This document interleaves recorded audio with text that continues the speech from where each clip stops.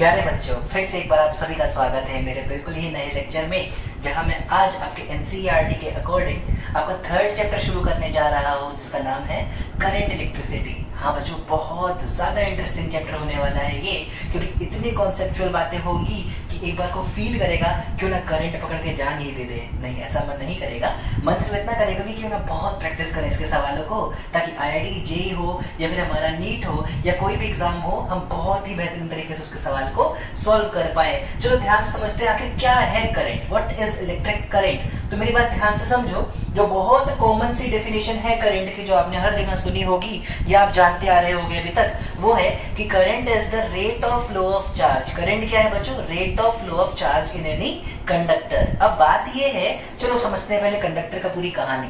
मान लो जैसे एक वायर है, कंडक्टिंग वायर है, जो मैं आपको दिखाना चाहता हूँ, और इस कंडक्टिंग वायर के साथ ये जो चीजें आपको नजर आ रही हैं, इनको भी हम लोग वायर ही मान के चलते हैं। आगे चल के मैं टर्मिनोलॉजीज में बताऊंगा कि इनको मैं कनेक्टिंग वायर्स बोलूंगा। क्या बोलूंगा बच्चों? कनेक्टिंग वायर्स बोलूंगा। क्यों? क्योंकि मैं इनको पूरी तरीके से आइडियल मान के चलूंगा, जैसे कि मान लूंगा इनके अंदर खुद की कोई रेजिस्टेंस जैसी चीज नहीं होती है। फिलहाल सर आप ये क्या क्या टर्म्स लेते आ रहे हो, रेजिस्टर, क्या क्या टर्म्स ला रहे हो, कनेक्टिंग वायर्स, तुम कुछ मत समझो, तुम बस ये समझो कि इस फिगर में जो जो चीजें तुम्हें नजर आ रही है, ये सब कंडक्टर है। ये सब कंडक्टर है, चुपचाप मासूम बेचारे ऐसे रखे हुए हैं। क्या बता सकते हो इनके फ्री इलेक्ट्रॉन्स अभी कहाँ होंगे? सबके सब आउटर सरफेस पे होंगे इस समय। सबके सब कहाँ होंगे बच्चों? आउटर सरफेस पे होते होंगे। क्यों होते होंगे? ताकि इसके अंदर नेट इलेक्ट्रिक फील्ड को जीरो कर सके, और नेट इलेक्ट्रिक फील्ड अगर जीरो होती होगी तो हम ये मान के चलने वाले हैं कि इस कंडक्टर के हर पॉइंट का पोटेंशियल, जो सरफेस में मौजूद है पॉइंट्स, उनका पोटेंशियल सेम होने वाला है, यानी कि एक इक्वी पोटेंशियल सरफेस की तरह बैठे हुए हैं। पर इक्वी पोटेंशियल सरफेस को अगर मैं इक्वी पोटेंशियल ना रहने दूं तो क्या होगा? अब समझो ध्यान से। मैंने क्या किया, मैं एक एक्सटर्नल मैकेनिज्म लेके आया जिसका नाम था बैटरा। क्या नाम था इसका? नहीं बच्चों, मजाक कर रहा हूं, बैटरी नाम था इसका। क्या नाम था बच्चों इसका? बैटरी। और इस बैटरी ने क्या किया, इस बैटरी के पास थी एनर्जी, और इसने क्रिएट किया पोटेंशियल डिफरेंस। इसने क्या क्रिएट किया बच्चों? Potential difference. ये जो पर्टिकुलर पार्ट था, इसको हम लोग हाई पोटेंशियल पे ले लेंगे और इसको लो पोटेंशियल पे। बिल्कुल परेशान नहीं होना, मैं बस एक कहानी सुना रहा हूं, आगे चल के एक एक चीज के ऊपर बहुत देर तक चर्चा करूंगा। तो क्या हुआ, अब इसी कंडक्टर में जहां हर पॉइंट का पोटेंशियल सेम होना चाहिए था, जहां मैं इसको आइसोलेटेड मान के चलता था, अब ये आइसोलेटेड नहीं रह गया, बल्कि इस साइड का पोटेंशियल मान लेता हूं मैं VA मान लेता हूं, इस साइड का पोटेंशियल मैं VB मान लेता हूं। तो कहीं ना कहीं बच्चों VA जो है वो बड़ा हो गया VB से। VA जो है वो क्या हो गया बच्चों? VB से बड़ा हो गया। अब जब VA VB से बड़ा हो गया तो क्या पोटेंशियल डिफरेंस क्रिएट हुआ इस कंडक्टर में? हाँ, पोटेंशियल डिफरेंस क्रिएट हुआ। एक्चुअली अभी तक जो तुम चैप्टर पढ़ा करते थे उसमें कंडक्टर आइसोलेटेड होता था। जब आइसोलेटेड होता तो हर पॉइंट का पोटेंशियल सेम हुआ करता था, पर तुमने जबरदस्ती एक्सटर्नल मैकेनिज्म का इस्तेमाल करके अब इसको आइसोलेटेड नहीं रहने दिया। तुमने क्या किया बच्चों? तुमने पोटेंशियल का डिफरेंस क्रिएट कर दिया। और इस पोटेंशियल के डिफरेंस को देखते ही इलेक्ट्रॉन को याद आया, ओ हो, मैं तो हाई पोटेंशियल के लिए ही बना हूं, मैं क्या कर रहा हूं लो पोटेंशियल पे। चलो भागते हैं हाई पोटेंशियल की तरफ। और जितने भी फ्री इलेक्ट्रॉन्स यहाँ पर थे, जितने भी फ्री इलेक्ट्रॉन्स यहाँ पर मौजूद थे, इन्होंने ना आओ देखा ना ताओ, और ये भागना शुरू किए किसकी तरफ? हायर पोटेंशियल की तरफ। इस तरह से इलेक्ट्रॉन लगातार भागते चले गए बच्चों हायर पोटेंशियल की तरफ। अब बहुत डीप में जाएंगे कि आखिर कैसे कैसे इलेक्ट्रॉन का मोशन होता होगा, पर अभी के लिए बस मैं यही समझ रहा हूं कि जब मैं किसी कंडक्टर को आइसोलेटेड नहीं रहने देता हूं, मैं उसके अक्रॉस पोटेंशियल का डिफरेंस क्रिएट कर देता हूं, तो उस पोटेंशियल की डिफरेंस के आने की वजह से अंदर मौजूद इलेक्ट्रॉन्स या सरफेस पर मौजूद इलेक्ट्रॉन्स जो भी रास्ता मिलता है उससे भागना शुरू करते हैं हायर पोटेंशियल की तरफ। तो ये जो इलेक्ट्रॉन्स यानी कि जो चार्जेस हैं, किस रेट से ये चार्जेस इस कंडक्टर के अंदर भाग रहे हैं, आखिर किस रेट से ये कंडक्टर के अंदर दौड़ रहे हैं, इस रेट को ही बोला जाता है बच्चों इलेक्ट्रिक करंट। क्या बोला जाता है इसको बच्चों? Electric current. तो देखो बहुत ही सिंपल सी डेफिनेशन है, electric current is the rate of flow of charge. Electric current is the rate of flow of charge. शाबाश बच्चों, बहुत बढ़िया। तो बहुत ध्यान से समझना, बेहद ध्यान से समझना। अगर आपको याद हो अगर आपको याद हो तो हम लोगों ने पढ़ा था कि there are 7 fundamental physical quantities. कितनी फिजिकल क्वांटिटीज थी बच्चों? 7 फंडामेंटल फिजिकल क्वांटिटीज थी। करंट भी हमारा उन्हीं की परिवार से बिलोंग करता है और ये एक फंडामेंटल फिजिकल क्वांटिटी है। ये एक फंडामेंटल फिजिकल क्वांटिटी है। और फिजिकल क्वांटिटी की यूनिट क्या है? इसकी जो यूनिट आप यूज करने वालों बड़ा होने वाली है एम्पेयर। एम्पेयर क्या होगी इसकी यूनिट? और डायमेंशनल फॉर्मूला कैपिटल ए से हम रिप्रेजेंट किया करेंगे, कैपिटल ए से इसको रिप्रेजेंट किया करेंगे। तो एक एम्पियर करंट क्या होता है? सवाल आया सामने बच्चों, सवाल आया, बहुत ही प्यारा सा सवाल आया। Define 1 ampere current. आखिर ये 1 एम्पियर करंट कितना होता है, हमें ये भी तो जानना होगा। तो 1 एम्पियर करंट हम डिफाइन करते हैं इस तरीके से कि अगर किसी वायर से 1 सेकेंड में 1 कूलम चार्ज भाग जाए, कितना चार्ज निकल जाए बेटा? 1 सेकेंड में 1 कूलम चार्ज अगर किसी वायर से फ्लो कर रहा है तो उस वायर में बनने वाली करंट क्या कहलाएगी बच्चों? 1 एम्पियर करंट कहलाएगी। ठीक है, तो it is the amount of current formed by the motion of 1 coulomb of charge in 1 second from a cross sectional area of a wire. क्या बात समझ पा रहे हो? हाँ सर, हम आपकी बात को अच्छे से समझ पा रहे हैं। चलो शाबाश बच्चों। तो करंट के बारे में ये तो बिल्कुल बेसिक सी कुछ बातें हो गई कि आखिर क्या होता है करंट। तो करंट के बारे में हमें क्या पता चला बच्चों कि current is the rate of flow of charge. Current is the rate of flow of charge. ठीक है, जब भी हम लोग रेट की बात करते हैं, चलो उससे पहले ये पॉइंट्स में देख लेते हैं। Current is a fundamental physical quantity जिसकी यूनिट होने वाली है एम्पियर। और 1 एम्पियर करंट को कैसे डिफाइन करना है वो मैंने अभी अभी आपको सिखा ही दिया है। इसका डायमेंशनल फॉर्मूला होगा बेटा ए, कैपिटल ए। अब फिर से ध्यान से रिपीट करते हैं। क्या आपने पहले कभी rate of flow of something पढ़ा है क्या, या फिर rate of change of something पढ़ा है क्या? हाँ सर, मोशन चैप्टर में पढ़ा है ना। किसका बच्चों, किसका? सर हमने तो स्पीड का पढ़ा था, rate of change of distance. फिर हमने वेलोसिटी का पढ़ा था, rate of change of displacement. उसके बाद हमने एक्सेलरेशन में भी देखा था, rate of change of velocity. ओहो, क्या जब जब तुमने इन सारी चीजों के बारे में देखा था, याद करो, क्या तुमने स्पीड को 2 तरीके से सीखा था, एवरेज स्पीड और इंस्टेंटेनियस स्पीड? हाँ सर। क्या आपने वेलोसिटी को भी ऐसे ही सीखा था, एवरेज वेलोसिटी और इंस्टेंटेनियस वेलोसिटी? हाँ सर। क्या आपने एक्सेलरेशन में भी एवरेज एक्सेलरेशन और इंस्टेंटेनियस एक्सेलरेशन सीखा था? बिल्कुल सर।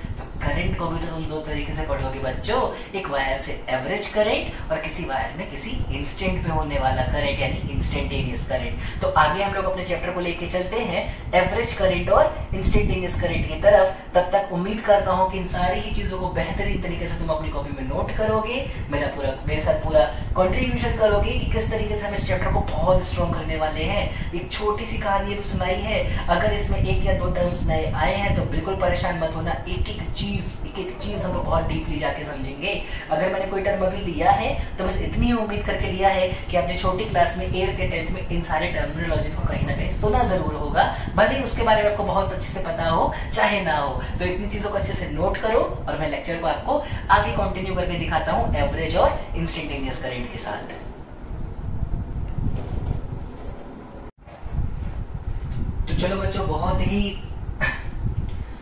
तो चलो बच्चों एकदम तरीके से सीखते हैं आखिर क्या होता है एवरेज करंट और क्या है ये इंस्टेंटेनियस करंट। सपोज किसी वायर के अक्रॉस जब मैंने पोटेंशियल डिफरेंस क्रिएट किया और मैंने काफी लंबे समय के बाद बस ये नोटिस किया कि कितना चार्ज आखिर इस वायर से फ्लो किया है, और मैंने देखा कि वो समय कितना है जितनी देर में वो चार्ज फ्लो कर रहा है।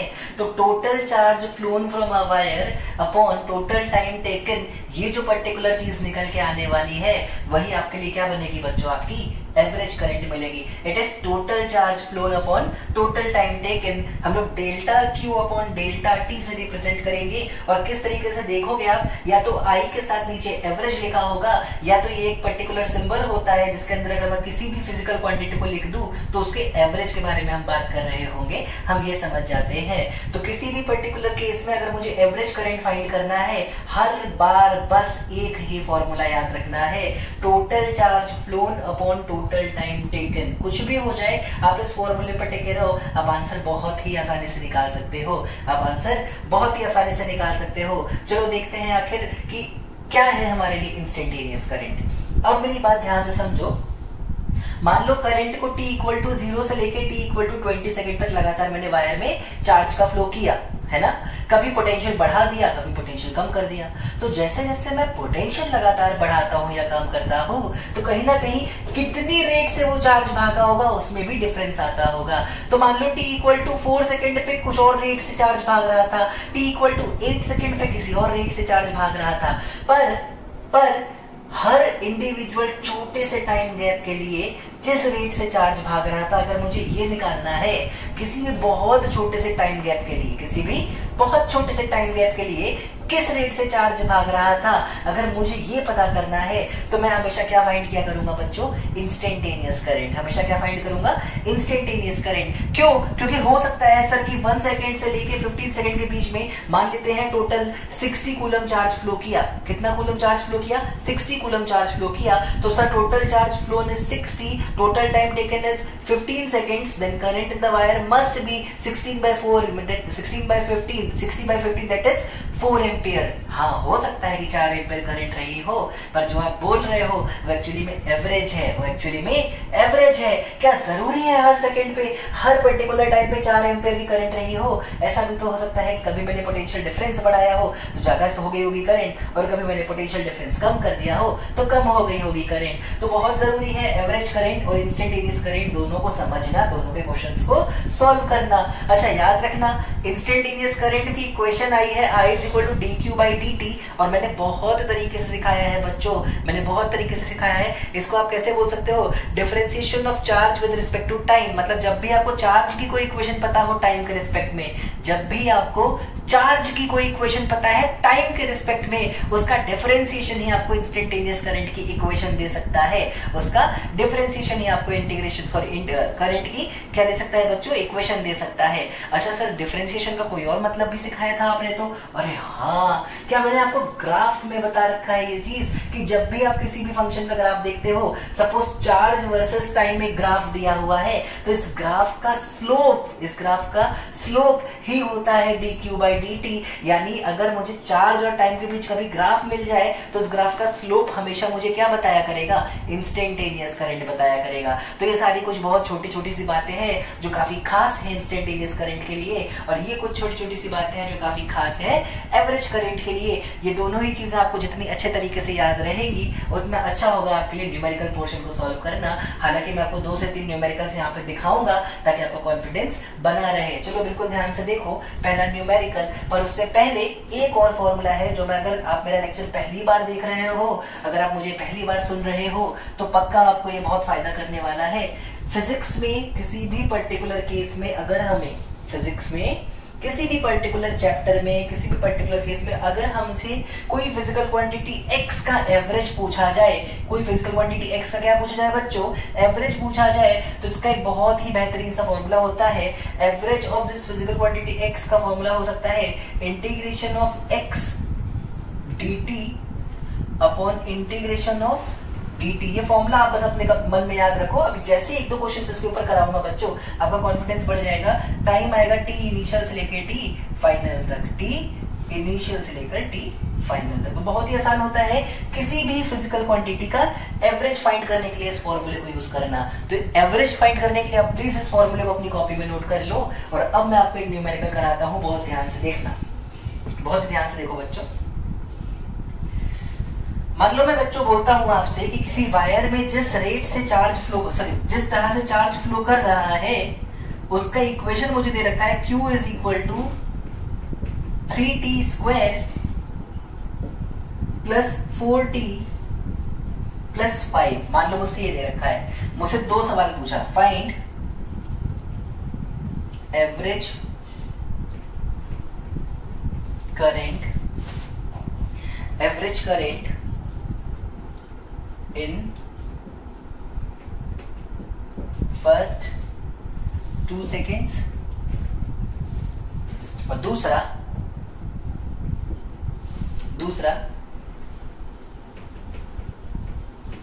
instantaneous current at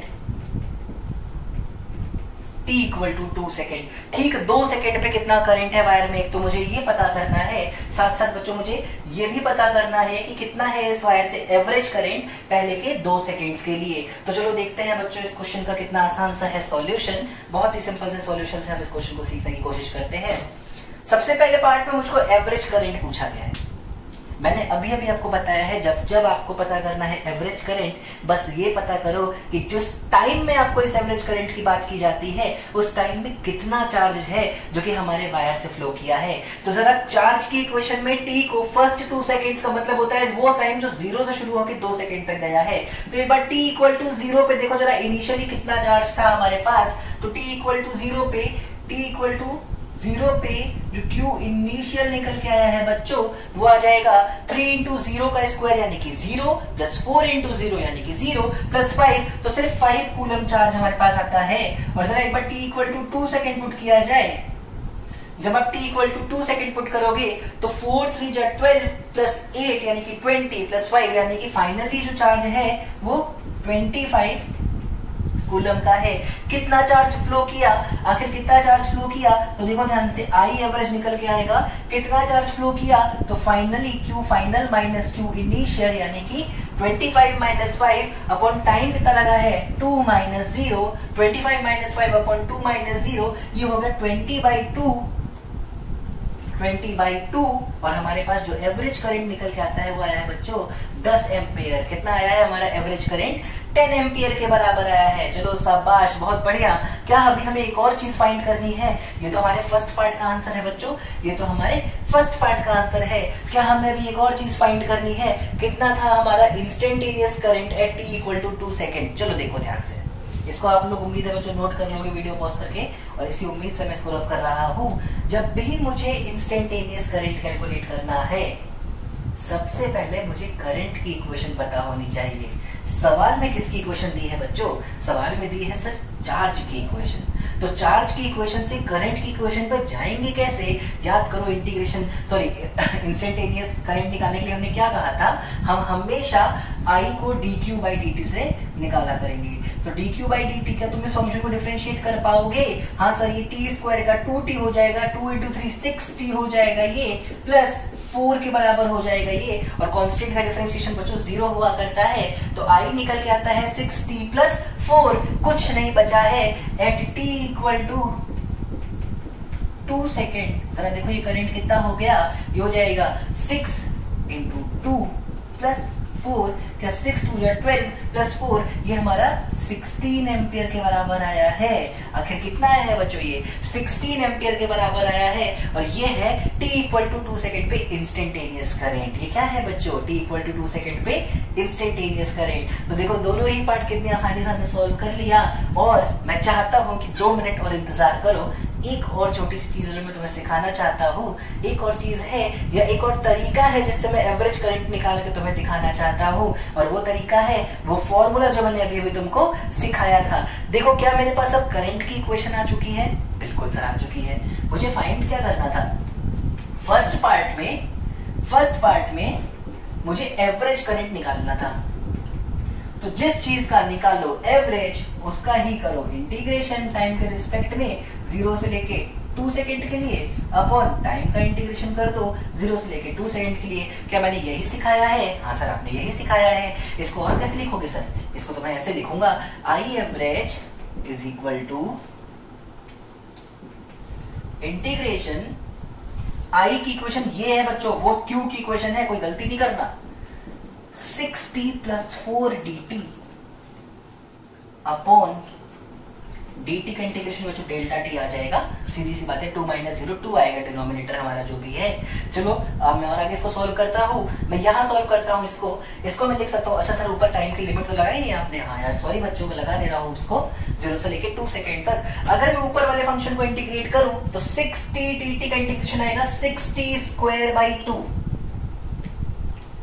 4 dt का इंटीग्रेशन आएगा प्लस 4t, और लिमिट टाइम की 0 से लेके 2 सेकेंड तक अपॉन 2। ये हुआ मेरा एवरेज करंट। चलो देखते हैं ये कितना है। जरा आप t की जगह यहाँ पे 2 पुट करना बच्चों। जैसे ही आप t की जगह 2 पुट करोगे ये आएगा 6 इंटू 4 यानी कि 24/2 12 प्लस 4 2 जा 8 यानी कि 12 प्लस 8 हो गया ऊपर 20। एक बार 0 पुट करो तो ये भी 0 ये भी 0, तो न्यूमरेटर क्या बना बच्चों 20 माइनस 0 कितना होता है भाई, कितना होता है सर 20। डिनोमिनेटर कितना है सर 2, तो एवरेज करंट क्या आया सर 10 एम्पियर। क्या पहले भी यही आंसर आया था? बिल्कुल। क्या सर पहले तो आप आसानी से ला दिए थे, इस बार इतना लंबा क्यों चलाना पड़ा? कोई बात नहीं बच्चों, मैं कहाँ कह रहा हूँ तुम इस मेथड का यूज करो, मैं तो बस बता रहा हूँ कि कभी कभी जब तुम प्रॉब्लम में आओगे तुमको यही मेथड यूज करना पड़ेगा। तो इस मेथड पे कमांड करना आना चाहिए, मैं बस सजेस्ट कर रहा हूँ तुमको। फिलहाल अच्छे से इस क्वेश्चन को बिल्कुल तमीज से नोट करिए। मैं आता हूँ आपके पास अगला क्वेश्चन लेके। चलो देखो ध्यान से, चलो थोड़ा सा ही क्वेश्चन का लैंग्वेज बदलते हैं, चाहता नहीं।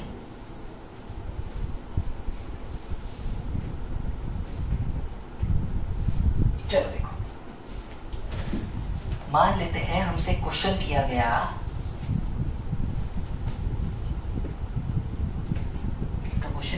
हमसे कि भैया ये बताइए अगर करंट का इक्वेशन कुछ समय के साथ ऐसे दे दे ना, 3 निकलेंगे अच्छा नहीं लगता, 4t प्लस 5, मान लो करंट का इक्वेशन हमको दे दिया है बच्चों 4t प्लस 5 और हमसे कहता है सेम सवाल है, बताओ कितना है एवरेज करंट पहले 2 सेकंड में और बताओ क्या है instantaneous current t equal to 2 second पे।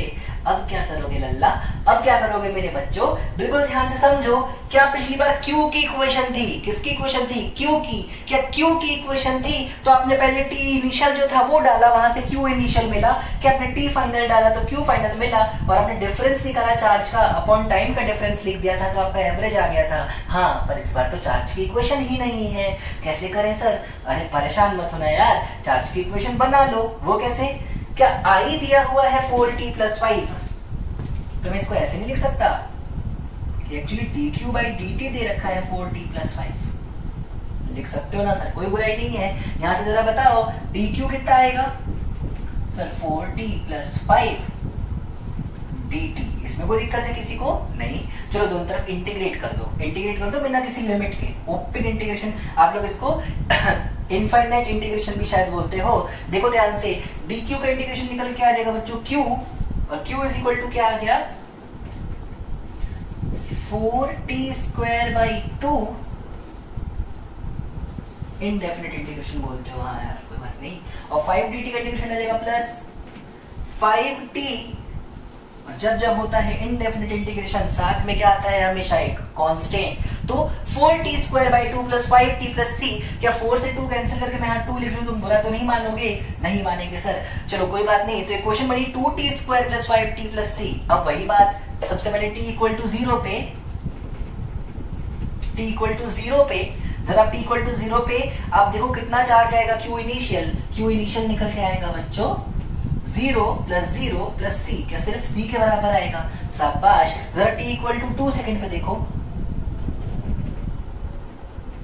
तो 2 इंटू 4 8 प्लस 5 2 10 18 प्लस c, ये कितना आ गया भाई? ये आ गया q फाइनल हमारा निकल के आ गया है 18 प्लस c के बराबर। क्या अब मेरे पास q इनिशियल q फाइनल दोनों आ चुका है, तो जरा बताओ डेल्टा q कितना निकलेगा? जरा बताओ डेल्टा q कितना निकलेगा? सर डेल्टा q निकल के आएगा, चलो ध्यान से देखना बच्चों, कोई कंफ्यूजन नहीं होना चाहिए। डेल्टा Q निकल के आया है 18 प्लस C माइनस C, और टाइम कितना लगा है 2 माइनस 0 अपॉन डेल्टा टी। क्या delta Q upon delta T को ही मैं अपना एवरेज करंट मान के चलता हूँ? तो देखो जरा मेरा एवरेज करंट क्या निकल के आया, एवरेज करंट आया 18/2 यानी कि 9 एम्पियर। देखो शाबाश, हमारा कितना है एवरेज बेटा 9 एम्पियर के बराबर। क्या एक और मेथड था सर इसको करने का? क्या इतना लंबा पहले आपने इंटीग्रेट करके चार्ज निकाला उससे सॉल्व करना जरूरी था? नहीं, तुम चाहो तो डायरेक्ट फॉर्मूला लगा के भी आंसर निकाल लेते, थोड़ा सा तुम्हारे लिए समय कम लगता, थोड़ी सी चीजें आसानी से निकल जाती। और क्यों ना मैं एक बार तुम्हें करके दिखा दूं तो मुझे भी थोड़ा सुकून मिलेगा। देखो इससे आंसर 9 एम्पियर आया था, ये याद रखना। चलो हम लोग एक काम करते हैं, क्या मेरे क्वेश्चन के अकॉर्डिंग आई दे रखा है 4t प्लस 5? हाँ सर, तो आपने सिखाया है आई का एवरेज निकालने का एक फॉर्मूला होगा, इंटीग्रेशन टाइम 0 से लेके 2 सेकेंड तक आई dt अपॉन इंटीग्रेशन 0 से 2 तक dt। कोई दिक्कत है? नहीं सर कोई दिक्कत नहीं है। चलो इसको फर्दर सोल्व करते हैं। इसको आगे सोल्व करोगे तो निकल के आ जाएगा 4t²/2 प्लस 5t लिमिट 0 से 2 अपॉन t लिमिट 0 से 2। चलो बहुत बढ़िया सर, आगे लेके चलिए इसको जरा कैलकुलेशन को। जब मैं आगे लेके चलूंगा तो देखो यहाँ पे जब मैं 2 पुट करूंगा तो 4 × 4 16/2 8 प्लस 5 2 जा 10 10 प्लस 8 18 माइनस जब मैं 0 पुट करता तो 0 आता अपॉन 2 माइनस 0। क्या ये भी हो गया 18/2, ये हो गया 18/2 और हमारा एवरेज करंट निकल के आता है बच्चों 9 एम्पियर। हो आंसर में कोई परिवर्तन नहीं है। तो ये भी बहुत ही शानदार सा मेथड है। मेथड 2 करके अपनी कॉपी में इसको नोट कर लेना। चलो चलते हैं सेकंड पार्ट की तरफ, जहां हमें फाइंड करना है बच्चों इंस्टेंटेनियस करंट एट 2 सेकंड। क्या मेरे पास पहले से इस बार करंट की इक्वेशन है? बिल्कुल सर। तो क्या फिर से डिफरेंशिएट करूंगा? नहीं सर, हमको तो करंट की इक्वेशन चाहिए ना। इन द एंड हमें तो कुछ भी करके करंट की इक्वेशन तक जाना था, और क्योंकि करंट की इक्वेशन अभी मेरे पास आ चुकी है तो सिर्फ और सिर्फ उस इक्वेशन में टी की जगह क्या पुट कर दो बच्चों 2। क्या 4 2 जा 8 प्लस 5 13 एम्पियर हमारा आंसर होगा। हाँ 13 एम्पियर ही हमारा आंसर होगा। अच्छे से इस क्वेश्चन को नोट करिए, दोनों ही मेथड नोट करिए फर्स्ट पार्ट का। सेकंड पार्ट मेरी तरह आलसी मत होइएगा, पूरे अच्छे से नोट करिएगा, आंसर लिखिएगा कि 13 एम्पियर निकल के आया है और कैसे आया है इसको भी अपनी भाषा में जरूर नोट कर लीजिएगा। तो ये हो गए एक दो छोटे छोटे से सवाल। क्यों ना एक सवाल और कर लिया जाए, क्यों ना एक सवाल और कर लिया जाए। देखो भाई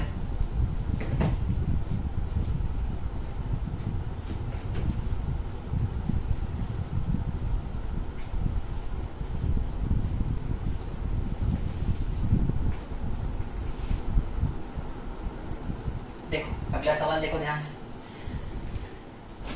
किसी वायर में किस तरह से चार्ज फ्लो कर रहा है समय के साथ साथ, उसको एक ग्राफ की मदद से सिखाया गया। This graph is between Q and T। Graph कुछ ऐसा था।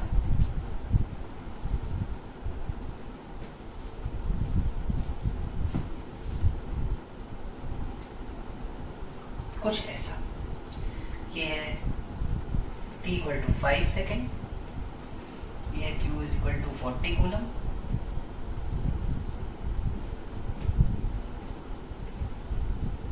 तो ये है T इक्वल टू 10 सेकेंड। चलो बहुत अच्छा, शाबाश, बहुत बढ़िया। अब क्या करना है आपको? अब सवाल पूछना है बच्चों, और मैं क्या ही कर सकता हूँ। क्या पूछोगे सर? ग्राफ है तो इंस्टेंटेनियस करंट ही पूछता हूँ। Instantaneous current at T equal to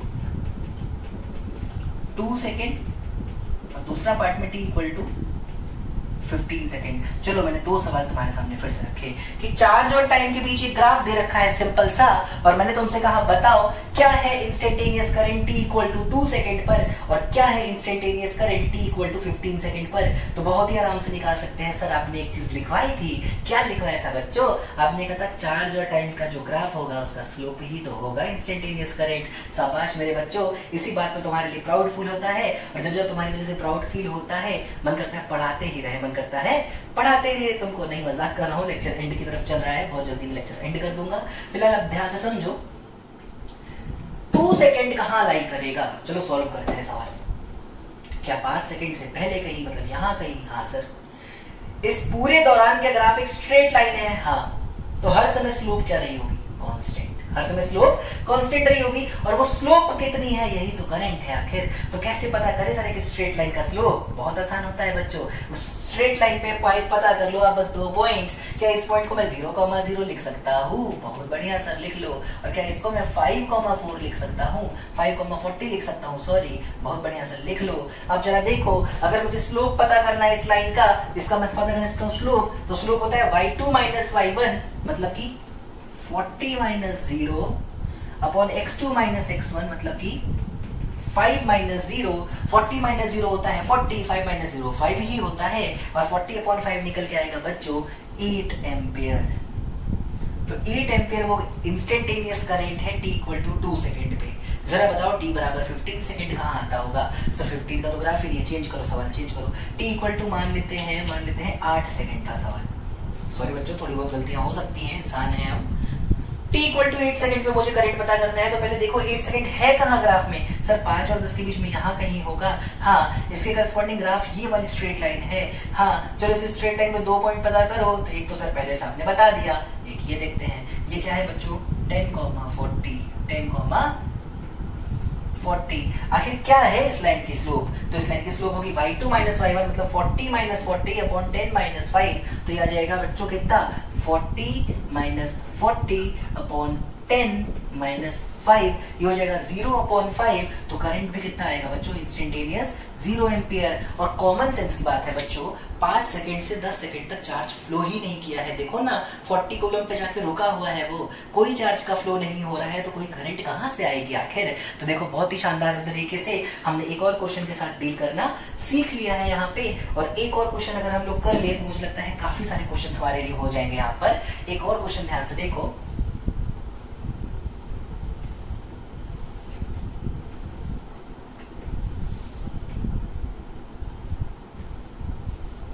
एक और कॉन्सेप्ट ध्यान से देखो। मान लेते हैं आपकी फिर से एक ग्राफ, पर इस bar graph charge versus time नहीं है, इस बार ग्राफ है करंट वर्सेस टाइम का, कुछ नाजुक सा मासूम सा ऐसा। ये है 10 सेकेंड, यहाँ पे 20 सेकेंड, 0 सेकेंड, और जो मैक्सिमम वैल्यू गई है करंट की वो है मान लेते हैं 20 एम्पियर। मुझसे कह रहा है कि पूरे 20 सेकंड में आखिर कितना चार्ज फ्लो किया है, ये पता करके बता दो। क्या पता करके बताना है बच्चों इस बार? कि पूरे 20 सेकंड्स में आखिर कितना चार्ज फ्लो किया होगा उस वायर से जिसके लिए ये बना है करंट और टाइम के बीच ग्राफ। तो ध्यान से देखो, ध्यान से देखो, क्या चार्ज टाइम का ग्राफ का स्लोप ही इंस्टेंटेनियस करंट था? हाँ सर। और क्या आपने ये बात सीखी है कि अगर QT के ग्राफ का स्लोप इंस्टेंटेनियस करंट है तो करंट टाइम के ग्राफ का एरिया ही तो हमारा टोटल चार्ज होगा। तो हाँ बच्चों, बहुत ही शानदार तरीके से इस बात को समझ गए। जिनको नहीं पता था अब याद कर लेना, जब भी करंट और टाइम का ग्राफ दे रखा होगा उस ग्राफ का एरिया ही आपको बताएगा कि कितना चार्ज आपके वायर से फ्लो किया है। तो क्या इस एरिया को हम फाइंड नहीं कर सकते? कर सकते हैं ना सर, ये ट्राइंगल ही तो है। आखिर इस ट्राइंगल का बेस कितना है सर? 20। आखिर इस ट्राइंगल की हाइट कितनी है सर? 20। आखिर इस ट्राइंगल का एरिया कितना है सर? हाफ। हाफ मतलब क्वेश्चन लिख लेना बच्चों, क्वेश्चन मैंने लिखा नहीं है, टोटल चार्ज इन 20 सेकेंड्स, ठीक है ना। एरिया कितना आएगा बच्चों? Half into base into height, कितना हो गया? 400 अपॉन 2 हो गया 200 कूलम। ओहो ओहो, तो यही होने वाला है हमारा आंसर। शाबाश बच्चों। तो ये था एक बहुत ही बेहतरीन सा क्वेश्चन, और ये 4 इलस्ट्रेशंस बिल्कुल अलग अलग थे। मैं चाहूँ तो चारों में 2-2 और क्वेश्चंस करा दूं, चारों में आपको 2-2, 3-3 और क्वेश्चंस दे दूं, और आपको काफी सारा होमवर्क आपके ऊपर दे दूं। पर मैं उम्मीद करता हूँ कि आप खुद से इन चारों इलस्ट्रेशन को अच्छे से नोट भी किए हो और समझे भी हो। और प्लीज बस थोड़ा सा डाटा चेंज करके खुद से 1 से 2 सवाल और बहुत ही बेहतरीन प्रैक्टिस कर लेना। इस पर और बहुत अच्छे सवाल बनाए जा सकते हैं। मैंने जो चार्ज की क्वेश्चन ली थी बच्चों, ध्यान से देखो, मैंने सब कुछ पॉजिटिव साइन के साथ लिया है। नेगेटिव साइंस को लेके देखो, बीच में आप जैसे 4t² माइनस, या फिर एक क्वेश्चन 3t² माइनस 12t, ये क्वेश्चन लेके देखना। Q is equal to 3t² minus 12t। और इंस्टेंटेनियस करंट तब फाइंड करना, या फिर आप एवरेज करंट फाइंड करना t इक्वल टू 0 से लेके उस टाइम तक के लिए जब करंट सर्किट में 0 हो रहा है। चलो एक क्वेश्चन मैंने आपको बना के दिया है कि मान लो Q इज इक्वल टू है 3t² plus 12t, 3t² plus 12t, और आपको एवरेज करंट बताना है कब से कब तक के लिए। तो स्टार्टिंग टाइम तो मैं दे रहा हूं 0 सेकेंड से लेके कब तक के लिए? उस समय तक के लिए जब तक करंट सर्किट में 0 हो जा रहा है, पहली बार। ठीक है, तो बहुत ही सिंपल सा सवाल है, सोच के देखना, आप तुरंत आंसर निकाल लोगे, कोई बड़ी चीज इसमें नहीं है। बाकी